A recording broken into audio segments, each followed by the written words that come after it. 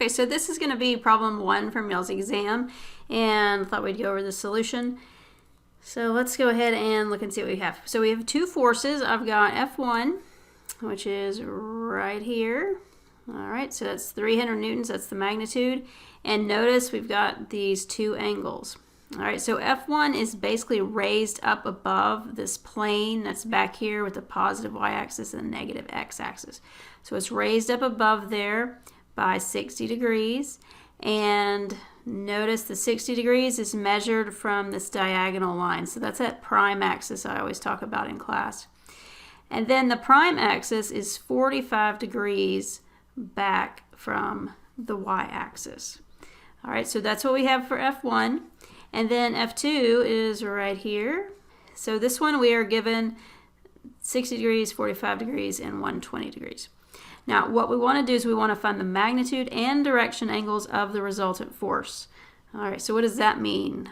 Well, that means we want to find R, and I want to find alpha, beta, and gamma for that resultant force.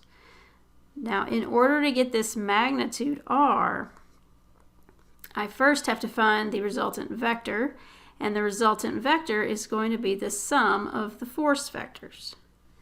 Well, that means I need to have F1 and F2 as vectors, and then I can add them together. So finding these two vectors will be our first couple of things we need to do. All right, so let's do that first. Let's go ahead and start on F1. And remember, for these types of scenarios where we have the two angles given, so those transverse azimuth angles, what we want to do, first of all, is get into that XY plane. So I'm up above the XY plane, so what I need to do is I need to take this force and I need to find the component that lies on this diagonal line right here. All right, so if we look, this component right here on this diagonal line is adjacent to the 60-degree angle. Whoops. So we're going to have 300 cosine 60. All right, and that's the component of the force on this line right here. So that little prime axis I always talk about in class. Now that I've got this, then this basically turns into a 2D problem to get your x and your y components. All right, because basically what we have is we just have this 2D system, right, where we got 300 cosine 60, and then now we've got this 45-degree angle. All right, so this is the y-axis, and this would be the x. All right, and notice this is negative x really, but that's basically what we're doing. All right, so we've dropped this down, so now it's in the xy plane, and now you're going to do this just like a 2D problem. Okay, so let's see what we've got. So for the x component, that's this right here. So if we look on this drawing here, let me switch colors, then the x component is basically going to be right here. All right, because remember, x is over here, but we could slide the component here. So now this is opposite that 45-degree angle. So now the x component is going to be a negative, because we're in the negative x direction, 300 cosine 60. So that's from this right here. And then I want to do sine 45, because that component is opposite that 45-degree angle. That is your x component. Then we do the same thing for y. Okay, so now if we look at a little 2D picture here, this is y right here. This is adjacent to the y-axis, or not to the y-axis, to the 45-degree angle. So for that one, I'm going to have plus, because we're going to the right, so it's positive. 300 cosine 60, all right, because we're using this component here again, times cosine 45, and that's j. Okay, so remember, when you're given these, you want to either, drop your force down or raise it up, depending on where you are, so that you get into that xy plane, and then once you're there, you find the x and the y components using this, other angle here. Now we need to find the z component. So what do we think the z component is going to be?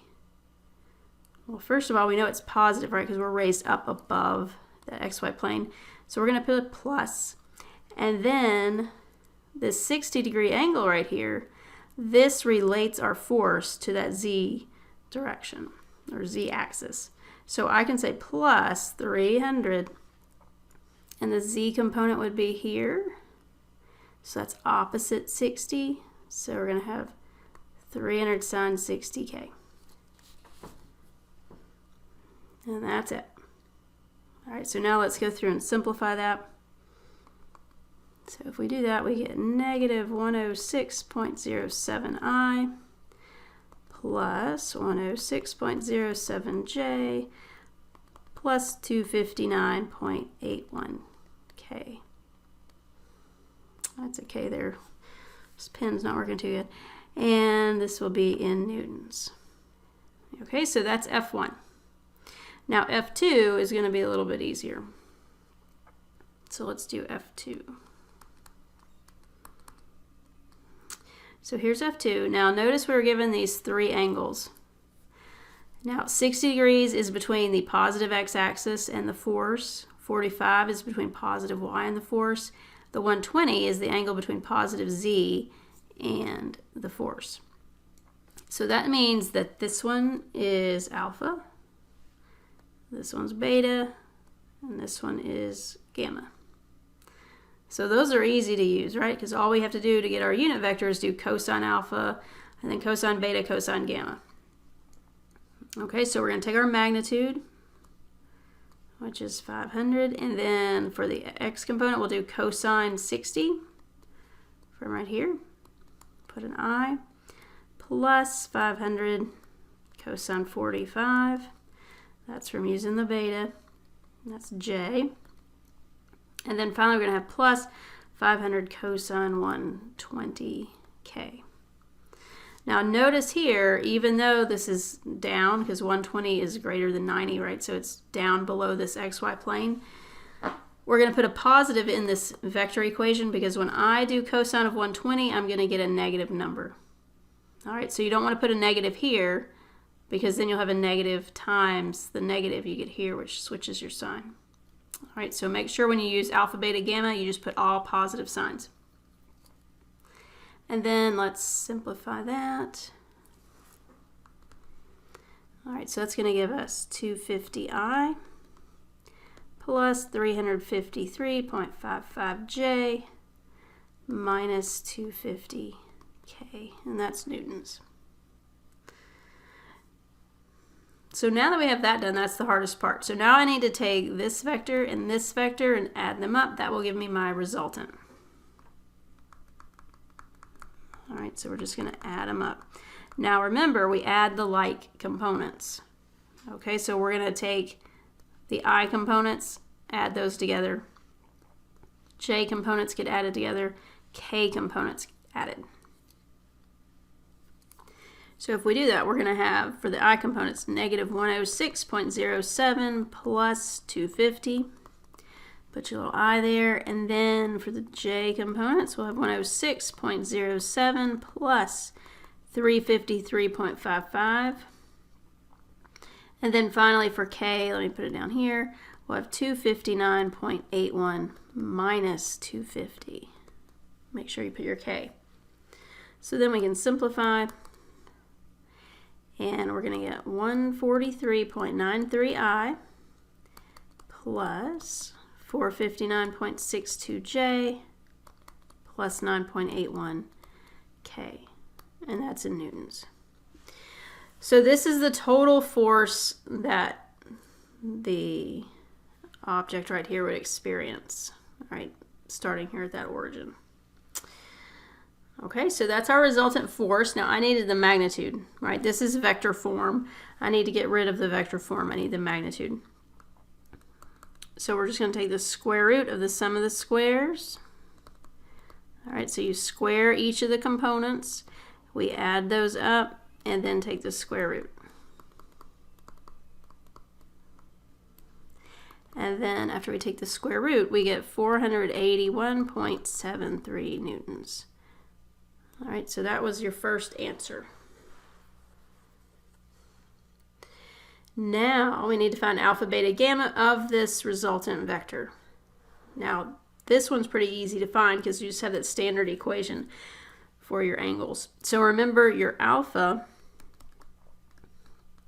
is going to be the arc cosine of the x component of your vector over the magnitude. Okay, so I'm going to take the x component here and put it over the magnitude, so 481.73. And then you do the arc cosine, make sure your calculator's in degrees, and you're going to get 72.62 degrees. All right, so we have that. Beta relates the force to the y-axis, so we're going to do the arc cosine of the y component of the force over the magnitude. Once we do the arc cosine, we get 17.43 degrees. And then gamma. Gamma deals with the z-axis, so I need the z component. So that's 9.81, and then put it over the magnitude. And that'll give us an 88.83 degrees. All right. So there you have it. So that's how you go through, find the resultant force, and then find your 3 angles. All right, hopefully that all makes sense. I will see you guys next time.